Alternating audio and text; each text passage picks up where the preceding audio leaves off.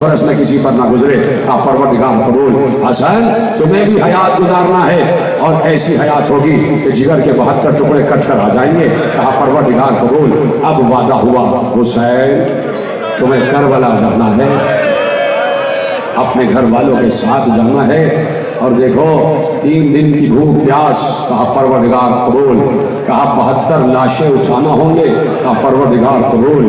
कहा सिर्फ यही नहीं, 18 बरस का कड़ियल जवान होगा, तुम्हारा हाथ होगा, पर्ची का फल होगा। का परवरदिगार कबूल। का सिर्फ यही नहीं, बराबर के भाई अब्बास के कटे हुए शाने उठाना होंगे।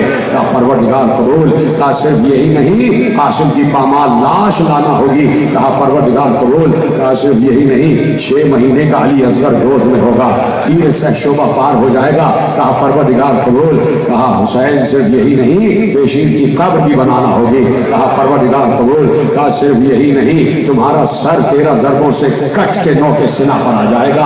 कहा परवरदिगार कबूल। बात तो खत्म हो गई शहादत हुसैन पर। आगे बात बढ़ी। हुसैन सिर्फ ये नहीं, बल्कि तुम्हारे बाद तुम्हारी बहन के सर से चादर भी छीनी जाएगी।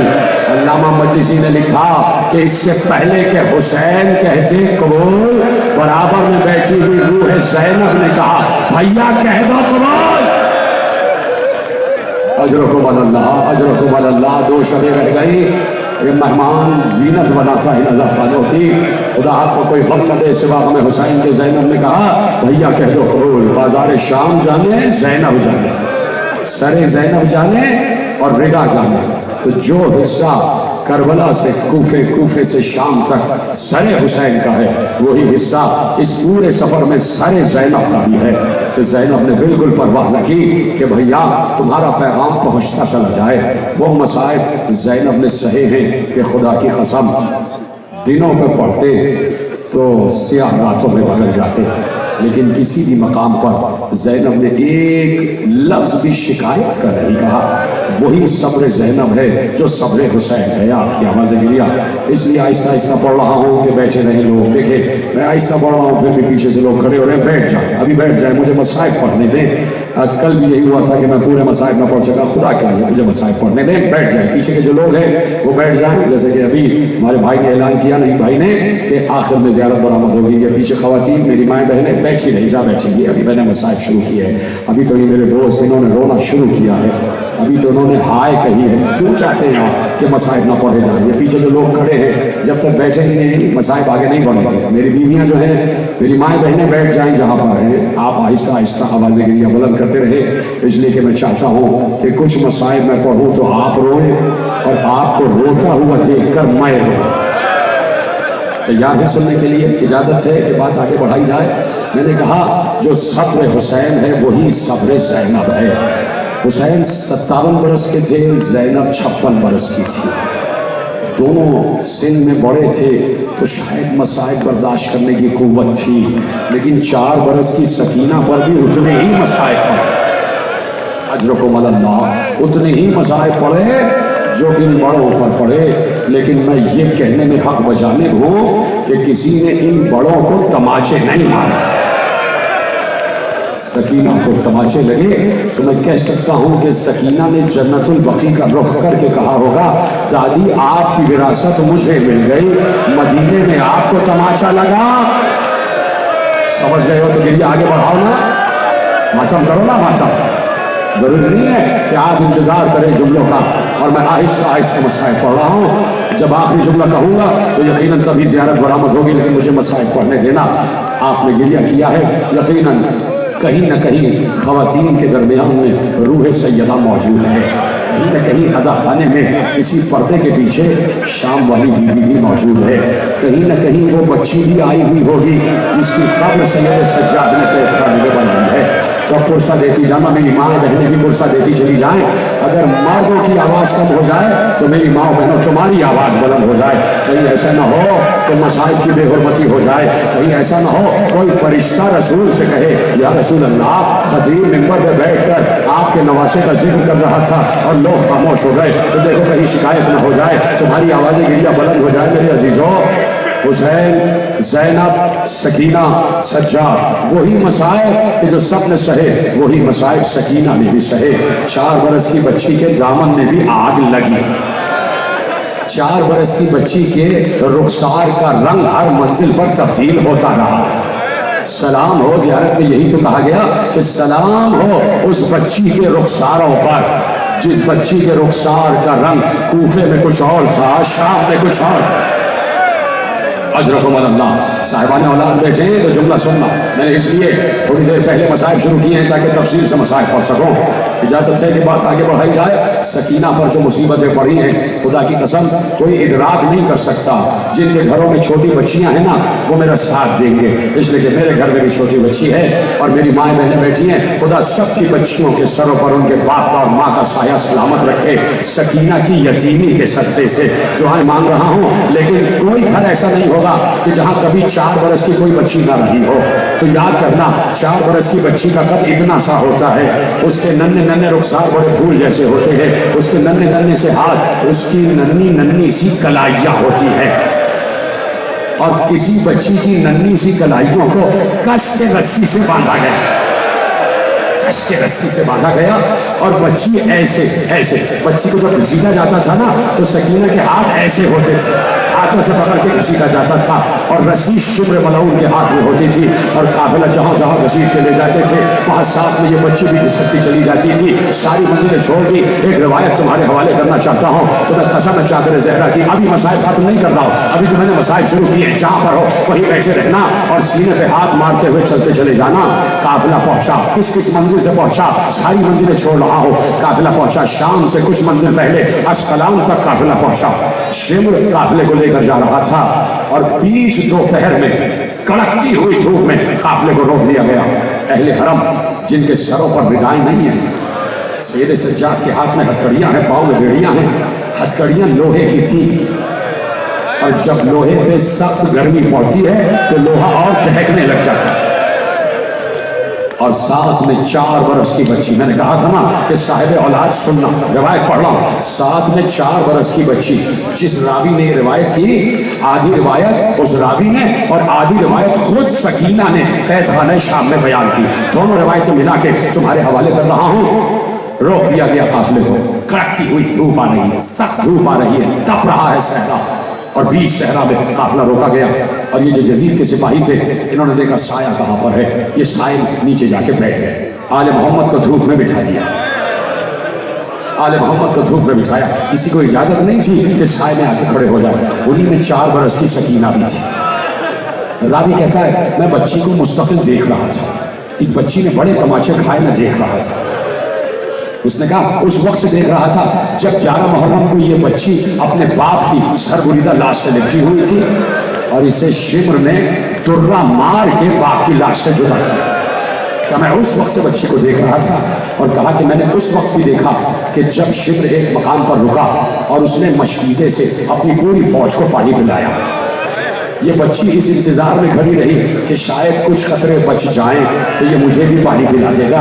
और वाकई मशकीज़े में पानी बच गया था। सकीना निगाह याद से देख रही थी शिमर की तरफ कि शायद पानी पिला दे। शिमर समझ गया कि ये बच्ची पानी चाहती है, करीब आया, बच्ची की आस बढ़ गई, शायद पानी पिलाने ना रहा है। उसने सकीना को दिखा के पूरी मश्क जमीन पर बहा दी, पूरी मश्क का पानी जमीन पर बहा दिया। रावी ने कहा मैं रास्ते भर इस बच्ची पर यह सितम देख रहा था, इसको चंद कतरे पानी के मिलते थे। कहा जिस वक्त अस्कलान मुकाबले को रोका गया, ये बच्ची लरज रही थी, इसके जिस्म पर कपकपी जारी थी और मैं समझ गया कि बच्ची को बुखार चढ़ा हुआ है। ये जुमला रोने के लिए काफी था। वो समझ गया, कहता है कि सकीना को बुखार चढ़ा हुआ था, इसलिए कि बच्ची लरज रही थी, तपे लरज़त चढ़ी हुई थी, बच्ची का रंग सर्द हो रहा था, बच्ची के होंठ खुश्क थे, बच्ची से बैठा भी नहीं जा रहा था। ऐसे में बच्ची ने चारों तरफ देखा सामने कुछ झाड़ियां हैं और झाड़ियों के नीचे थोड़ा सा साया है। बच्ची भाई से इजाजत लेके खड़ी हुई और झाड़ियों के नीचे आके बैठ गई। थोड़ा थोड़ा साया आ रहा था, बच्ची ने साया पाया और बच्ची अपने बंधे हुए हाथों को ऐसे रुखसार पर रखकर सो, ऐसे नन्ही सी बच्ची तपती हुई रेत पर सो। बच्ची को शायद नींद आ गई, मैं कहूँगा उसे नींद नहीं आई, बच्ची बेहोश हो गई थी। इसलिए कि बच्ची को तो नींद ही उस वक्त आती थी जब बाबा का सीना मिल जाए। तो बच्ची को बाबा का सीना तो मिला नहीं, तो बच्ची को नींद तो नहीं आई, बच्ची गशी के आलम में थी। बच्ची को गश आया, बच्ची गश खा के सो गई। ऐसे में शिमर में न मालूम क्या हुआ, कहा जल्दी से काफिले को आगे बढ़ाओ, जल्दी से काफिले को आगे बढ़ाओ। कैदियों को घसीट कर जल्दी जल्दी बेखजाबा ऊँटों पर सवार किया गया और काफिला आगे बढ़ गया। काफिला यहाँ से आगे बढ़ा, इधर बच्ची की आंख खुल गई, सकीना की आंख खुली, चारों तरफ देखा, न भैया है, न बुढ़ी है, न अम्मा है, न कोई और है। काफिला जा चुका है और सकीना चारों तरफ देख रही है कि भरे पूरे सहरा में एक बच्ची 4 बरस की जो बुखार के आलम में है वो तन्हा है, कभी इधर देखती है कभी उधर देखती है। मुझे बताओ 4 बरस की बच्ची कहीं तन्हा रह जाए, उस बच्ची के दिल का क्या आलम हो रहा होगा, सहम रही होगी या नहीं रही होगी। ऐसे में खुद सकीना ने बताया कि मैं एक चोटी पर चढ़ गई, एक टिल्ला था, एक चटान थी, उस पर जाकर बुलंद हुई, देखने लगी चारों तरफ। अब मेरा दिल कहता है कि जब काफिले में कोई नजर ना आया होगा और चट्टान पर चढ़कर चारों तरफ देख रही होगी तो क्या बच्ची खामोश होगी? शायद जिस तरफ से आ रहे थे उस तरफ का रुख करके कहा होगा अम्मू अब्बास, बाबा हुसैन। बच्ची ने अपने बाबा को और चचा को आवाज तो दी होगी। यहाँ काफिला आगे बढ़ा और उधर जैनब ने महसूस किया सकीना नहीं है। जैनब ने देखा सकीना नहीं है, फौरन सज्जाद से कहा सज्जाद बेटा काफिले को रोको, काफिले को रोको, इसलिए कि भाई की अमानत कहीं रह गई है और जब तक सकीना साथ नहीं आएगी काफिला आगे नहीं बढ़ेगा। सज्जाद आगे बढ़े, कहा शेबुल काफिले को रोक ले, इसलिए कि मेरी बहन, छोटी बहन, मेरी नन्ही बहन कहीं रह गई है। जब तक मेरी बुढ़ी कह रही है कि सकीना साथ नहीं आएगी काफिला आगे नहीं बढ़ेगा। इधर से शिम ने एक शकी को भेजा, बहुत बड़ा शकी, ज़ज्र बिन कैस उसका नाम। वो घोड़े पर सवार हुआ, हाथ में उसके ताजियाना था, वो सकीना को तलाश करने चला। उधर सकीना चोटी से नीचे उतरी और काफिले के जहां निशाने कदम थे उनको देखती देखती आगे बढ़ रही थी। रावी कहता है मैं ज़ज्र बिन कैस के साथ हुआ, इसलिए कि मुझे पता था यह बड़ा शकी है, कहीं ऐसा ना हो ये बच्ची को ताजियाने न मारे, कहीं ऐसा ना हो ये बच्ची को मजीद जुल्म ना करे। इसलिए कि मैं समझ रहा था कि बच्ची को सकीना को बुखार का आलम है। तो कहता मैं साथ चला। जैसे ही वो आगे बढ़ा, दूर गया था कि उसने 4 बरस की सकीना को पाँव बरहना आते हुए देखा। बच्ची के पाँव में नाले नहीं थी, कभी पाँव में कांटे चुभते थे, कभी पाँव में पत्थर चुभते थे और सकीना रोती हुई आ रही थी, हाथ बंधे हुए थे। ज़ज्र बिन कैस की निगाह पड़ी, वो सकीना आ रही है, ये घोड़े से उतरा, तेजी से दौड़ता हुआ गया। रावी कहता है मैं भी पीछे पीछे चला। ऐसे में जैसे ही बच्ची करीब आई, रावी कहता है ज़ज्र बिन कैस ने ताजियाना मारने के लिए हाथ उठाया। क्या सुन रहे हो? जो ये हाथ उठा के मातम कर रहे हैं, तुम्हें पता है कि तुमने कितनी दुआएं ली हैं सैयदा ज़हरा से, यही हक है मातम करने का। ज़ज्र बिन कैस ने ताजियाना उठाया बच्ची को मारने के लिए। रावी कहता है मैं सामने आ गया, मैंने कहा जालिम बच्ची पहले ही सहमी हुई है, पहले ही प्यासी है, पहले ही बुखार के आलम में, कितने और तमाचे मारेगा, कितने ताजियाने मारेगा। तो कहता है बच्ची ने मेरी जबान से हमदर्दी के अल्फाज सुने तो बच्ची आहिस्ता आहिस्ता चलती हुई मेरे पीछे आके खड़ी हो गई और पीछे आके खड़ी होके तो मैं कसम है चादर ज़हरा की। अब सकीना के जुमले सुनना। सकीना रावी के पीछे आके खड़ी हुई और दामन पकड़ के कहती थी ऐ शैख इससे कह दो अगर मुझे मारना ही चाहता है, अगर मुझे कत्ल ही करना चाहता है तो पहले मुझे मेरी माँ से मिला दे। माचाम यही हक है गिरिया करने का। जिन्हें रोना नहीं आ रहा मैं उनके लिए दुआ ही कर सकता हूँ। जिन्हें रोना आता है वो हाथ उठा के सीना और सर पीटते हुए मातम करो। 2 ही शब्द तो रह गई है। आज अभी अव्वल को फिर कहोगे वाला हक ना अदा हो सका तो अभी जितना गिरिया कर सकते हो कर लो। बैठी रहे जहाँ पर ख़वातीन बैठी रहे। अभी मसाइब तमाम नहीं हुए, अभी तो बता रहा हूँ कि सकीना पर गुजरी क्या है। सकीना पर गुजरी क्या, जाते जाते सकीना को आगोश ज़ैनब में देकर गई थी। ज़ैनब सकीना तुम्हारे हवाले, ये मेरी अमानत है, सकीना का ख्याल रखना। सकीना को अमानतन ज़ैनब के हवाले किया। ज़ैनब जब करबला से कूफे से शाम रिहा होने के बाद चेलुम के दिन भाई की कब्र पर आई।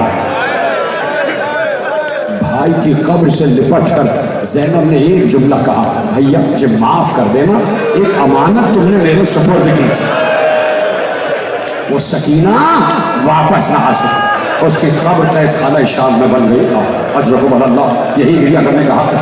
आंसुओं का इंतजार न करना, बस हाय हुसैन कहते जाना। मैं देख रहा हूँ बच्चे भी मातम कर रहे हैं। ये कैसे हो सकता है कि हुसैन की बच्ची का तस्वीरा हो और नन्हे नन्हे बच्चे ना रहो। मैं देख रहा हूँ छोटे छोटे बच्चे रो रहे हैं, तो आपका भी हक बनता है कि गिरिया करते चले जाओ। भैया मुझे माफ कर देना, ज़ैनब उस अमानत को कैद खाने शाम में खो कर गई है। ज़ैनब ने 3 दिन कब्र हुसैन पर बड़ा मातम किया, बड़ा गिरिया हुआ।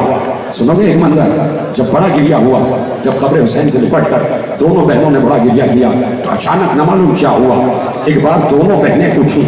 उठने के बाद सामने जो नहर फुरात बह रही थी गई, दोनों बहनों ने चुल्लू में पानी भरा। भरने के बाद कब्र हुसैन पर डालकर कहा, ए करबला के प्यासे, आज बहनों के हाथ से पानी पी, आज बहनों के हाथ से पानी पी। अजरकुम अल्लाह, आवाज़ गिरिया आपकी बुलंद होती चली जाए। 3 दिन ज़ैनब ने बड़ा मातम किया। 3 दिन गुजर गए। कहा फूफी अम्मा, सज्जाद ने कहा फूफी अम्मा चलिए अब वतन को चलिए, जिस वतन से आए थे उसी वतन को चलिए। यही तो जुमला था, रोने का यही तो जुमला था। आज का मौजू ही तो ये है ना, सादात के काफिले की वतन वापसी। मैंने कहा कि आंसुओं का इंतजार न करना, हाय की आवाज़ बुलंद होती रहे। तुम क्या गिरिया करोगे कि जब सादात मदीने पहुंचे थे तो मदीने वालों ने जो गिरिया किया था वैसे गिरिया हो जाए तो क्या ही बात है कि ये मस्जिद के दरो दीवार भी गवाह हो जाए जैसे मस्जिद नबवी के दरो दीवार गवाह हुआ था। तुम्हारी आवाज़ बुलंद हो जाए, चले मदीने की तरफ चले। जैसे जैसे मदीना करीब आता गया, ज़ैनब के दिल की धड़कन बढ़ती चली गई। उस वतन को जा रहे हैं जहाँ से चली थी तो गोदियाँ भी आबाद थी, मांग भी आबाद थी, और अब न मांग और न गोदियाँ। उस मदीने की तरफ जा रहे हैं। सवाद मदीना में निगाह पड़ी, वो मदीने की दीवारें नजर आ रही थी, वो रोज़ा रसूल का गुंबद नजर आ रहा था। ज़ैनब करीब हो गई। इससे पहले कि मदीने में दाखिल होते, सैयद सज्जाद ने कहा अभी हम यहाँ रुकेंगे, अभी फौरन मदीने नहीं जाएंगे, बराह रास्त नहीं जाएंगे। बशीर तू शायर है, तेरा बाप भी शायर था, मैं चाहता हूँ हमारे लिए एक मरसिया तो कह दे, और ये मरसिया पढ़ता हुआ मदीने में दाखिल हो जा और हमारे आने का ऐलान कर दे। इसलिए आहिस्ता किया है ताकि कोई खड़े ना हो जाए। पूरे मसाइल मुझे पढ़ते हैं, पूरे मसाइल, और तुम्हारी आवाज़ें गिरिया बुलंद हो जाए। कहा बशीर जाओ, हमारे आने का ऐलान करो। बशीर जाने लगा, कहा रुक जाओ। अपने गले से शाले अज़ा उतारी, बशीर के गले में डाली। एक अलम जो फुरात के किनारे गिर गया था, वो अलम बशीर के हाथ में दिया। कहा ये अलम लेके जाओ और हमारे आने का ऐलान करो। मदीने की सरहद से पहले अहले हरम रुक गए। बशीर मदीने में दाखिल हुआ, सवारी पर बैठा हुआ था। ये कहता हुआ दाखिल हुआ, ऐ अहले मदीना सुनो, मैं खबर लेकर आया हूँ, उस काफिले की खबर लेकर आया हूँ जो 28 रजब को गया था। जो काफिला 28 रजब को गया था वो आज मदीने में वापस आ गया है। जैसे ही ये सदा मदीने के घरों में पहुंची, रिवायत कहती है हर घर का दरवाजा खुला और घरों से लोग बाहर आने लगे। 18 बरस के जवान आगे बढ़े, बशीर को घेर कर कहा, बशीर ऐ सुनाने वाले, क्या अली अकबर वापस आ जाए? क्या अली अकबर वापस आ जाए? बशीर ने कहा रोज़े रसूल पर चलो। 13-14 बरस के बच्चों ने आके पूछा क्या कासिम वापस आ गए? बशीर कहता है चलो चलो रोज़े रसूल पर वहां जाकर बताऊंगा। कुछ बच्चों ने घेर कर कहा, बशीर क्या औला मोहम्मद वापस आ गए? बशीर कहता है मजमा बढ़ता गया। ऐसे में कहता है कि मैं घोड़े पर बैठा हुआ था, मेरे हाथ में अलम था, मैंने दूर से देखा बहुत मजमा था, मैंने दूर से देखा मोहल्ले बनी हाशिम से एक बीवी असा को थामे हुए, दूसरे हाथ में एक बच्चे का हाथ, जैसे दादी अपने पोते को लेकर आ रही है। बच्चा तेजी से दौड़ा, अपनी दादी का हाथ छुड़ाया और तेजी से मेरी तरफ आ रहा था। बशीर कहता है मुझे खौफ हुआ कहीं बच्चा लोगों के कदमों में आके कुचल न जाए। बशीर कहता है मैं घोड़े से नीचे उतरा, तेजी से दौड़ता हुआ गया, मजमे को हटाता हुआ मैंने बच्चे को गोद में उठा लिया। गोद में उठा के मैंने बच्चे के रुखसार पर ध्यान किया और मैंने कहा शहजादे किसके बेटे हैं? आपके बाबा का नाम क्या है, सुनोगे? बच्चे ने कहा नाम तो नहीं बताया। बच्चे ने कहा ऐ खबर देने वाले, ये तेरे हाथ में जिसका अलम है मैं उसका बेटा। ऐसे ही बात, ऐसे यही हक नहीं है। तो मैं अब्बास का बेटा। ऐसे में वो खातून भी सामने आ गए, वो बुजुर्ग खातून भी सामने आ गए। कहे सुनाने वाले क्या खबर लेकर आया? का वो काफिला वापस आ गया जो 28 रजब को गया था।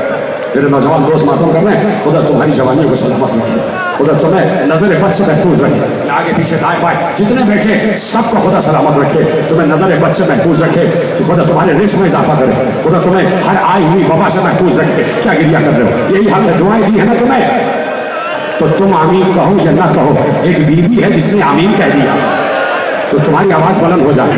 वो खातून, वो बुजुर्ग खातून आगे बढ़ो और कहा है खबर देने वाले क्या खबर लेके आए? कब वो काफिला वापस आ गया। सुनोगे? उस बीवी ने पहला सवाल किया, ऐ खबर देने वाले ये बता मेरा अब्बास वापस आ गया? बड़ी आसानी से सुना आपने जुमला, क्या मेरा अब्बास वापस आ गया? बशीर ने पूछा बीवी आप कौन है, आपका नाम क्या है? कहा मैं अब्बास की माँ उम्मुल बनी हूँ, मैं फातिमा उम्मुल बनी हूँ। सुनोगे? बशीर ने कहा दस्ते अदब छोड़ कर कहा बीबी मैं बसद एहतराम आपसे एक सवाल पूछना चाहता हूँ कि आपने ये ना पूछा कि हुसैन आ गए, आपने ये ना पूछा कि ज़ैनब आ गए, आपने ये ना पूछा कि सारी बीवियाँ आ गए, आपने ये ना पूछा कि सकीना आ गए, आपने ये क्यों पूछा कि अब्बास आ गए? आपका बेटा है इसलिए सबसे पहले अब्बास को पूछा। तो पता है बनी ने क्या जवाब दिया?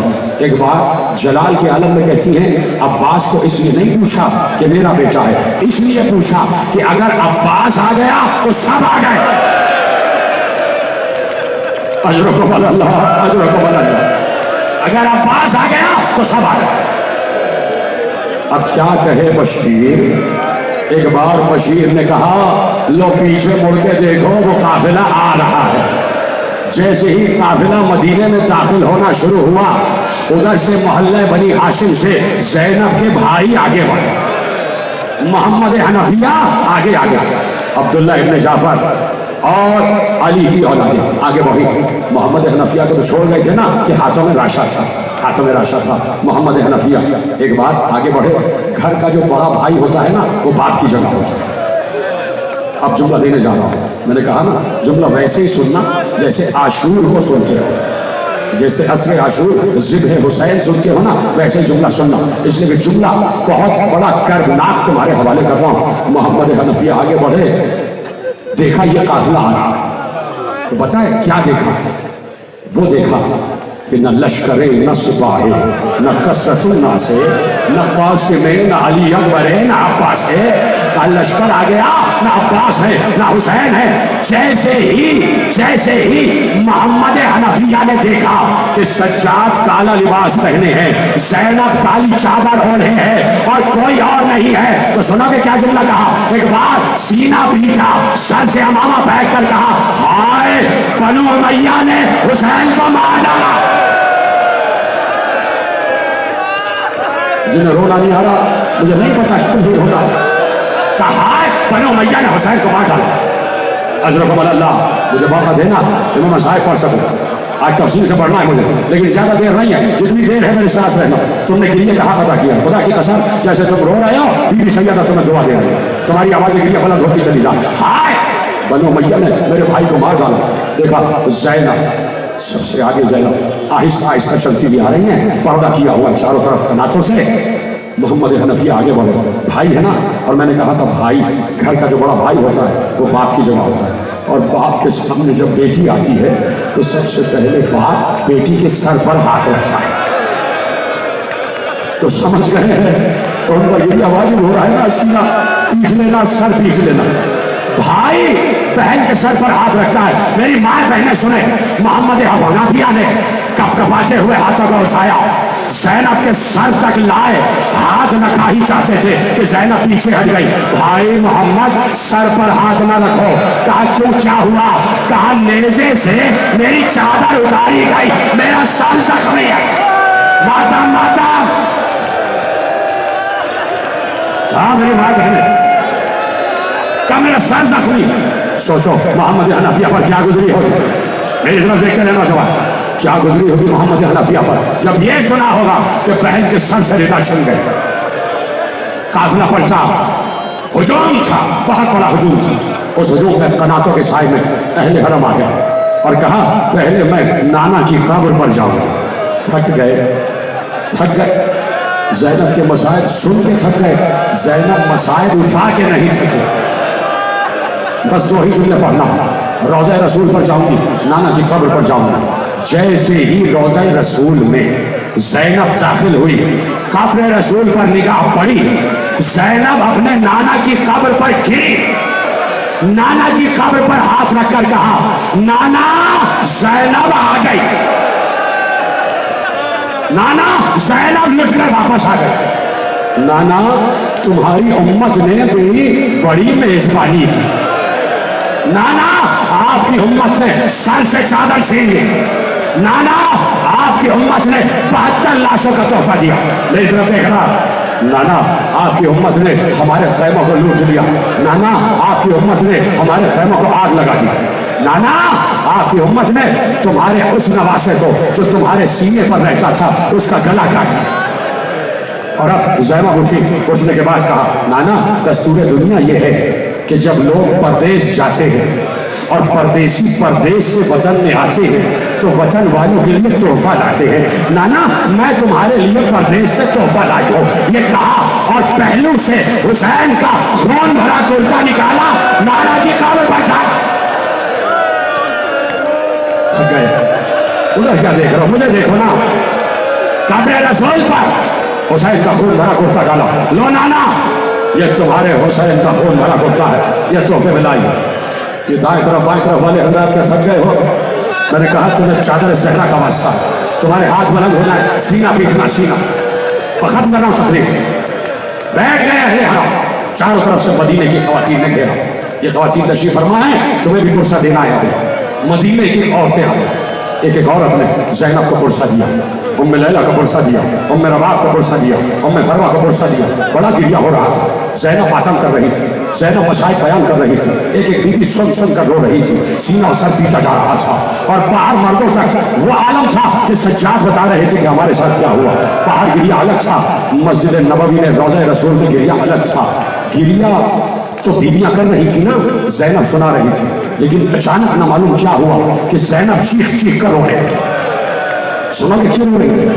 अचानक मालूम क्या हुआ कि ज़ैनब चीख कर रोने लगी। इसलिए रोई कि किसी ने कहा कि हुसैन की बेटी फातिमा सुहरा आ रही है। खात्मा ना तकलीफ, आखिरी जुमला पढ़ने जा रहा हूं, बैठे रहना। किसी ने कहा फातिमा सुहरा आ रही है। ज़ैनब ने जैसे ही सुना सुहरा आ रही है, ज़ैनब चीख चीख कर रोने लगी। जैसे ही सुहरा रोज़ा रसूल में दाखिल हुई, बीबियां उठकर सुहरा का इस्तकबाल कर रही थी। सुहरा आगे बढ़ी, बैठे रहना। सुहरा आगे बढ़ी, सुहरा आगे बढ़ी, हर बीबी से लिपट रही थी, हर बीबी से लिपटी और बैठ गई। ज़ैनब के सामने बैठ गए। जो खड़े हो चुके हैं वो वही रहो, जहां पर हो वही रहना। तुम्हें चादर से अलग अवस्था है, वही रहना। जो बैठे बैठे रहना। मुझे आखिरी जुमला पढ़ने दो, पढ़ने दो आखिरी जुमला। तुम्हारी आवाज के लिए बोला दूल्हा, जो बैठे हैं बैठे रहो, बैठे हो ना, सुन रहे हो ना, तो लो हाय हुसैन बोलो, बोलो हाय हुसैन, हाय हुसैन, हाय हुसैन। आखिरी जुमला सुनना। सुगरा आई, सुगरा आई, मेरी माँ बहन सुने, मैं नहीं छोड़ूंगा जब तक आखिरी जुमला न कह दूंगा। जो बैठे बैठे रहो। सुगरा आई तो सुगरा न दौड़कर उम्मे रबाब से लिपटी, न उम्मे लैला से लिपटी, न उम्मे फरमा से लिपटी, दौड़कर फूफी से लिपट गई। फूफी बैठे रहेगा, फूफी से लिपट कर कहा फूफी अम्मा, फूफी अम्मा भैया अली अकबर कहाँ है? का सीना छिदा कर सो गए। कहा कि भैया कासिम कहाँ है? कैसे लोग बैठे रहो। का भैया कासिम कहाँ है? का लाश पामाल हो गए। का और मोहम्मद कहाँ है? का दोनों की लाशें आ गए। का चचा पास कहाँ है? का शाने कट गए। का मेरा बाबा कहाँ है? का सर लो के सिला पर आ गया। पूछ लिया। अब सुगरा ने कुछ ना पूछा, उठी, समझ जाओगे तो सीने पे हाथ मारा। सुगरा उठी, अब पूछ नहीं रही थी। कभी उम्मे रबाब की गोद देख रही है, कभी उम्मे लैला की, कभी उम्मे फरमा की। पूछा क्या देख रही हो? क्या मेरा